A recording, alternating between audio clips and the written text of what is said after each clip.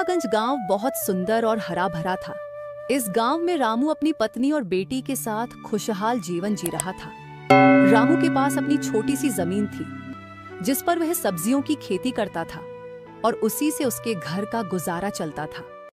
ताजी ताजी सब्जी ले लो, ताजी ताजी सब्जी ले लो, हरी भरी ताजी ताजी सब्जी ले लो।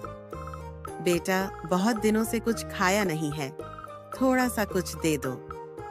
मांझी लो, ये ताजी ताजी सब्जी ले जाओ और घर पर जाकर पकाओ। रामू मुफ्त में ही उस बुढ़िया को सब्जी दे देता है। रामू के नेक बर्ताव की वजह से उसकी सारी सब्जियां जल्दी बिक जाया करती थी और उसे अच्छे खासे पैसे भी मिल जाया करते थे। सुमित्रा, ओ सुमित्रा, कहाँ हो? हाँ जी, क्या हुआ? आज तो जल्दी आ गए। आज सारी सब्जियां बिक गई, इसीलिए जल्दी लौट आया हूँ। ये ले, पैसे अपने पास रख ले। मैं तो भगवान का धन्यवाद करती नहीं थकती कि उसकी कृपा हमारे ऊपर बनी हुई है। रामू का सब्जी का धंधा भी अच्छा चल रहा था, लेकिन अचानक गर्मी का कहर बरस पड़ा जिससे पानी का अकाल पड़ गया। पूरे गांव में भीषण गर्मी थी और कुएं सूखते जा रहे थे। गर्मी से परेशान रामू अपनी पत्नी से कहता है, सुमित्रा, एक गिलास पानी तो पिलाना, गर्मी से हाल बुरा हो रहा है। पानी कहाँ से लाऊं जी? घर में तो एक बूंद भी पानी नहीं है और गोपाल काका के कुएं पर भी बहुत भीड़ है। मैं मोहन काका के कुएं से पानी भरकर लाता हूँ, जरा मटकी तो पकड़ाना। रामू की जमीन के पास ही मोहनलाल का पानी का कुआं था। मोहनलाल ही रामू की जमीन को अपने कुएं से पानी दिया करता था। ओ मोहन काका, कहाँ हो? क्या हुआ रामू, क्यों इतना शोर मचा रहे हो? काका, पानी लेने आया हूँ कुएं से। गर्मी से हाल बुरा है और पानी तो जैसे खजाना बन चुका है। हमारे गांव के सब लोग गोपाल काका के कुएं पर टूट पड़े हैं। मुझे तो कुछ समझ नहीं आ रहा है। इस भीषण गर्मी में अगर पानी नहीं रहा तो हमारा क्या हाल होगा?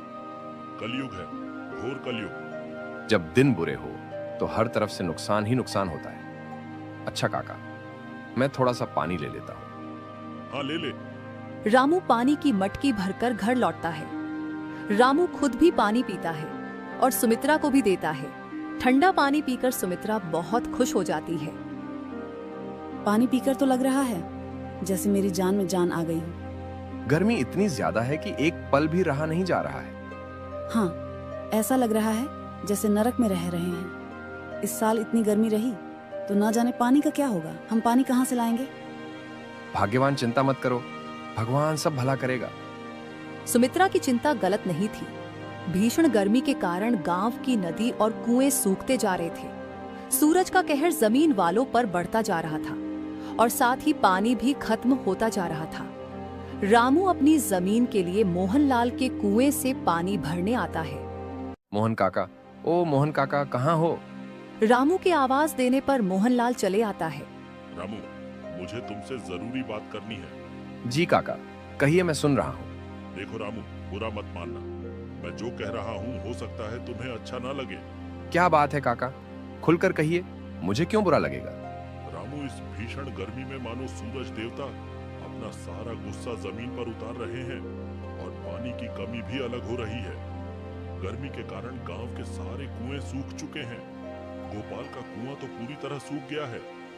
मुझे लगता है मेरा कुआं भी सूखने लगा है। अब मैं तुम्हें अपने कुएं से पानी नहीं दे पाऊंगा।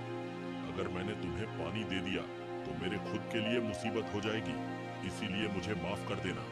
मोहनलाल की यह बात सुनकर रामू अचानक से परेशान हो जाता है। मगर काका, मैं अपने खेत के लिए पानी कहाँ से लाऊंगा? मेरा तो सारा धंधा बैठ जाएगा। और अगर मैंने तुम्हें पानी दिया तो मेरे कुएं का पानी भी तो खत्म हो जाएगा। मोहनलाल की बात सुनकर रामू बुरी तरह से परेशान हो जाता है। वह यह दुखद खबर अपनी पत्नी को सुनाता है। सुमित्रा, ओ सुमित्रा। क्या हुआ जी? परेशान लग रहे हो? बात ही परेशानी की है। क्या हुआ जी? जल्दी बताइए, मेरा दिल घबरा रहा है। मोहन काका ने हमारी जमीन के लिए पानी देने से मना कर दिया है। ये कैसे हो सकता है? मैं खुद मोहन काका से बात करूंगी। नहीं, मोहन काका से बात करने का कोई फायदा नहीं। मुझे एक बार बात करने दीजिए, हो सकता है काका मेरी बात मान लें। सुमित्रा मोहनलाल से बात करने उनके घर चली आती है। प्रणाम काका। प्रणाम। कैसी हो बिटिया? मैं ठीक हूँ काका। मुझे आपसे एक जरूरी बात करनी है। हाँ हाँ कहो बिटिया, मैं सुन रहा हूँ। काका मैं जानती हूँ कि गर्मी के कारण सभी के कुएं सूख रहे हैं, मगर काका आपके कुएं में तो अभी भी काफी पानी है। अगर आप हमेशा की तरह हमारी जमीन के लिए पानी दे देंगे तो आपका भला होगा। सुमित्रा बिटिया, मैंने कभी भी रामू को पानी देने से इनकार नहीं किया है, मगर मैं मजबूर हूँ। भीषण गर्मी के कारण गांव के जल स्रोत और कुएं सूख चुके हैं।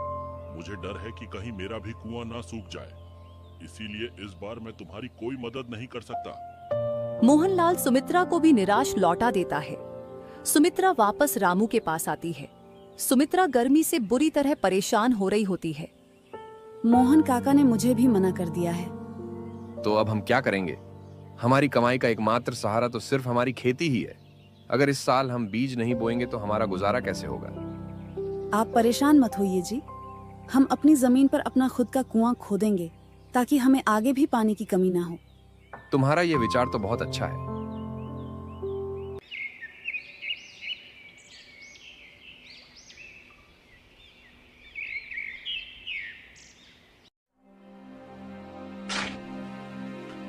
रामू और उसकी पत्नी अपने खेत में कुआं खोदने लगते हैं। तेज धूप और गर्मी के कारण दोनों पसीने से तरबतर हो जाते हैं और दोनों की हालत बहुत खराब हो जाती है।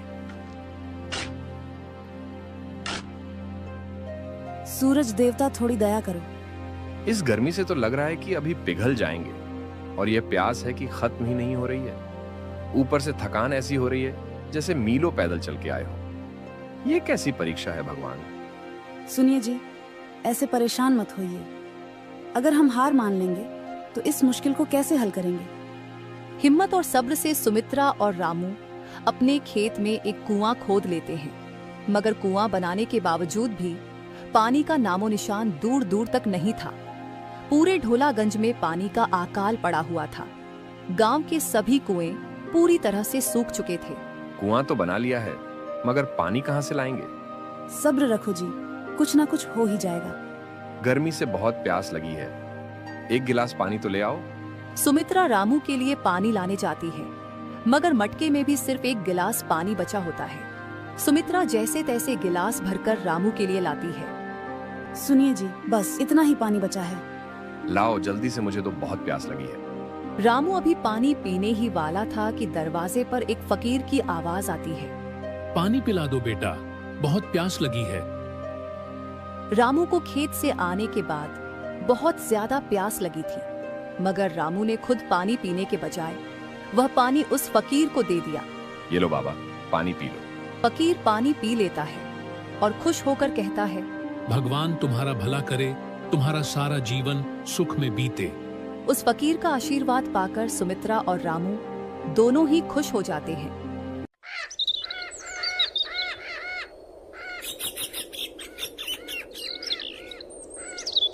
कुछ दिनों बाद एक सैनिक रामू को बुलाने आता है। क्या रामलाल का घर यही है? हाँ, मैं ही रामलाल हूँ, बोलो क्या काम है? तुम्हें देवनगर के महाराज ने अपने दरबार में बुलाया है। देवनगर के महाराज देवानंद ने?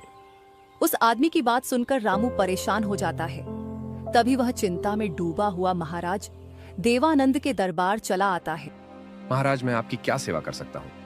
हमने तुम्हें यहाँ अपनी सेवा के लिए नहीं बल्कि भेंट देने के लिए बुलाया है। राजा की बात सुनकर रामू हैरान हो जाता है। लेकिन महाराज, मैं तो एक साधारण इंसान हूँ। मैंने ऐसा कोई कार्य नहीं किया है जिसके बदले में मुझे भेंट मिले। तुमने अपनी प्यास छोड़कर एक प्यासे को पानी पिलाया था। उस दिन तुम्हारे घर जो फकीर आया था वो और कोई नहीं बल्कि हम स्वयं थे। हम अपने राज्य के लोगों का हाल जानने के लिए भेष बदल कर आए थे। तुम्हारी नेक दिली और दरिया दिली ने हमें बहुत प्रसन्न किया। महाराज देवानंद रामू को भेंट में एक कुआं देते हैं जो पानी से लबालब भरा हुआ था, और साथ ही 2 बैल भी देते हैं जो उसकी जमीन पर काम आने वाले थे। रामू यह भेंट पाकर बहुत खुश हो जाता है। सुमित्रा, गजब हो गया। क्यों, क्या हुआ जी? सुमित्रा, उस दिन जिसे हमने फकीर समझकर पानी पिलाया था वो कोई और नहीं बल्कि हमारे राज्य के महाराज देवानंद थे। उन्होंने हमारी भलाई देखकर हमें एक कुआं और 2 बैल भेंट में दिए हैं। ये तो बहुत खुशी की बात है। रामू और सुमित्रा के भेंट में मिले कुएं का पानी पूरे गांव वालों के काम आ रहा था। गर्मी के कारण मोहनलाल के कुएं का भी पानी खत्म हो चुका था। मोहनलाल शर्मिंदा होकर सिर झुकाए रामू के पास आता है। मुझे माफ कर दो रामू, मैंने तुम्हारी जमीन से पानी छीनकर तुम्हारे साथ गलत किया, लेकिन भगवान ने तुम्हारा बदला मुझसे ले लिया है। मेरे कुएं का पानी भी खत्म हो चुका है। क्या मैं तुम्हारे कुएं से पानी ले सकता हूँ? अरे काका, इसमें पूछने वाली क्या बात है? जितना पानी चाहिए आप मेरे कुएं से ले सकते हैं। इतने सालों से तो आपने ही मेरा साथ दिया है। मोहनलाल रामू की इस बात से खुश हो जाता है और अपने घर पानी लेकर चला जाता है। कुछ ही दिनों बाद ढोलागंज में जोरदार बारिश होती है, जिससे रामू का खोदा हुआ दूसरा कुआं भी भर जाता है और गर्मी का कहर भी समाप्त हो जाता है। अब रामू के पास 2 कुएं थे, जिनसे वह पूरे गांव वालों की मदद करता था।